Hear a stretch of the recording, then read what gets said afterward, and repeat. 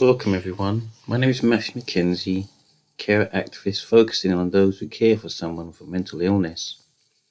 Although I'm beginning to raise awareness of other carer types. I'm an author of A Caring Mind, plus a few other books, including works of poetry, raising awareness of unpaid care. Now this video looks into World Social Work Day 2023. World Social Work Day takes place on the 21st of March 2023, and this year's theme is Respecting Diversity through Joint Social Action. I was invited to take part as a speaker at my local mental health NHS trust, that being South London and Maudsley Foundation Trust. Now they held their conference at their event centre called Ortus.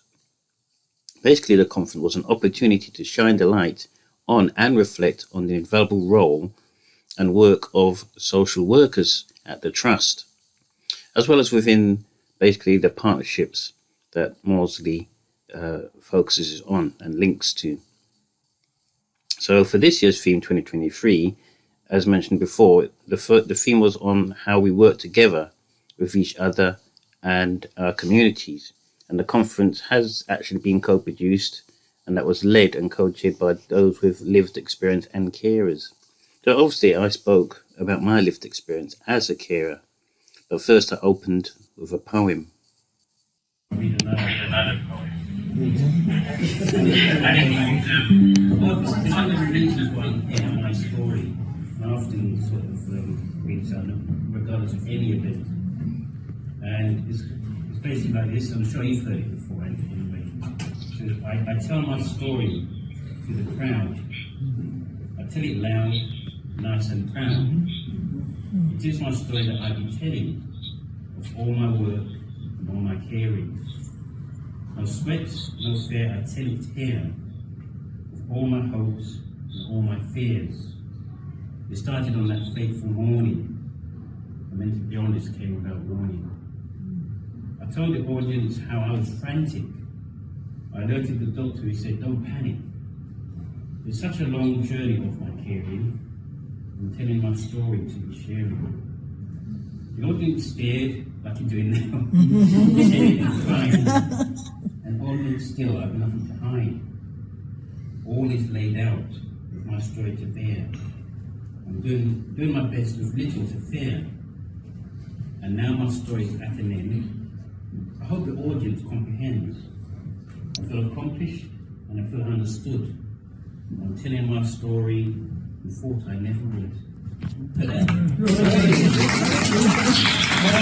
done. Magic. Does that have to sort of interact something? I felt it was important to emphasize the importance of actually telling my story, since that is how others learn about the caring role. In fact, most of the audience actually included NHS professionals. The next part of my talk was on the importance of Social Work Day. So World Social Work Day, what is the theme of today? I hope I've been listening to the voices of Sarah. Yes. So it's got it here, I think it's actually on the poster, through joint social action, so respect diversity through joint social action as well. It's an opportunity to shine effective achievements in social work, and a chance to actually promote our communities. We all our communities can make up powerful actions and these events and learn from each other that can lead to inclusive social transformation. But how does this relate to carers? So it starts with a story, basically, and you can see from that title with when you start caring for someone who's suddenly picked up with ill health and things just take support on earth very much. That's the same with my story. Strange call for my sister, wasn't even that hard at the time. But I was seeing a strange call from my sister saying, what's happening with my mother? She was staying in bed for long hours at a time. And I didn't think too much of that, perhaps she's tired or something like that. So I said to my sister, okay, I'll tell you what, you have to try and speak to the GP. It's a third port of call. Obviously trying to speak to the care for, but unfortunately when someone's not really clinically unwell, that didn't sort of work out in the end, because obviously she was going downhill, not enough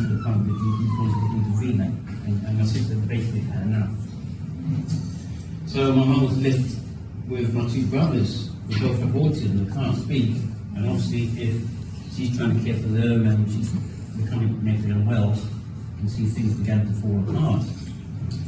So my care journey begins, and this is obviously my main core story. So, what I noticed at the beginning of my journey, this is obviously lessons to yourselves, because the very first thing is when I did see my mum on the wards, we taking water for the can't be my mother. Person, strong, independent, and raised me from. After telling my story, as explained in my earlier poem, it was always good to get ideas from NHS professionals and social workers about what they think carers can provide for the person they are looking after. So this is the quiz bit. What things do you think mental health carers contribute to the care for? It doesn't have to be 5 minutes. Maybe I can just pick on someone. I'm going to start this tape because, if it's at a comedy festival, every second. I'm going to take on some of the questions. Okay, I think that you provide a lot of information to the service. You're a mighty of information, a mighty of knowledge about your relative, and that's important to those that are caring. Just information, that's one thing. How about here? I want to. What sort of things that mental health carers can contribute to the care for? Emotional support? That's good, I like that one. I don't want to pick on one person for one thing. You had longer time to think. Sorry? Advocacy.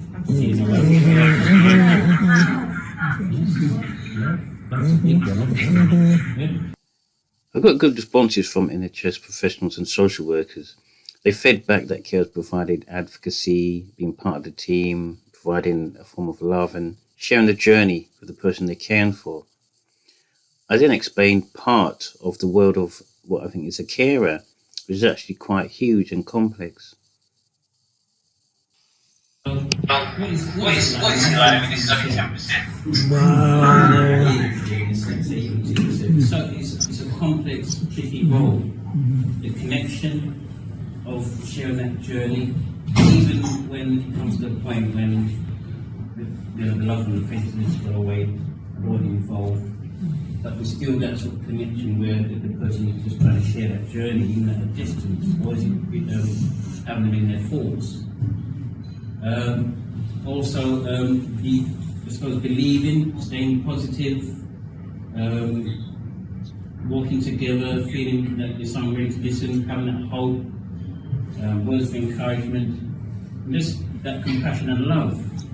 And we mentioned love, it was around this table, wasn't it? So I'm going to just give this book really, I'll sign it later. Well done on that. I then moved on to explain the situation carers find themselves in. But how did social workers actually help me in my role as a carer? Although I also explained what social workers should actually avoid when dealing with unpaid carers. So that leads on to really how, as social workers, actually helps my role. It helps that they get knowledge about the services, so obviously get to know your services because they change quickly. When a care comes up and says, look, I really need help with these referrals, I need to know my role, it helps if you're knowledgeable about the services, and explain those services not just for my mother or for the person they care for, but also for the care themselves. Sometimes as an asset, I'm part of the team. I'm not there to get in the way. I don't need to be hiccups. We've got to be realistic. We're going to care for them to really angry and they lash out. But in my case, they saw me as part of the team. They saw me as part of the support. We're helping to support one another as support their loved ones, not there as a barrier. I talked about what could be done rather than what can't. So constantly providing positive focus rather than saying, we can't speak to you, or you're too involved. And sometimes that might be the case. But if there's a chance where they can say, well, just keep at it, we're glad you're here. If there's any queries, talk to us, between those hours. Just being positive and making the carer's journey positive as well. It shouldn't have to be a negative role. We should always sort of focus on finding love and care and support. And I finished up with a poem where it explained one of the most important points in what a carer asks for. so this is the poem I'm talking about. Listen to me. It doesn't take long. Face to face or on the phone. I don't mind if I'm wrong. Listen to me. I just want a bit of time to give me that peace of mind, to leave those troubles far behind. Listen to me. My loved one is losing their mind. I just want to be heard and get out of this bind. Listen to me. It's in your social workplace policy. I know you're under pressure. You don't have to agree. Listen to me. I'm close to tears. I really need that help to alleviate my fears. Listen to me. I won't place the blame. You're the social worker. But please let me explain. Listen to me. It doesn't take long. Face to face or on the phone. I don't mind. And you can find a bit more about what I do to groups. I like being on social media. How to spread the word about the carers. They're trying to work together, and you can get all of my books on Amazon, and I also have. All in all, I think the awareness and learning event turned out quite fine and was certainly needed for World Social Work Day. It's important carer, patient and professional all work together to increase communication and learn from each other. I'll see you next time. Thank you for watching.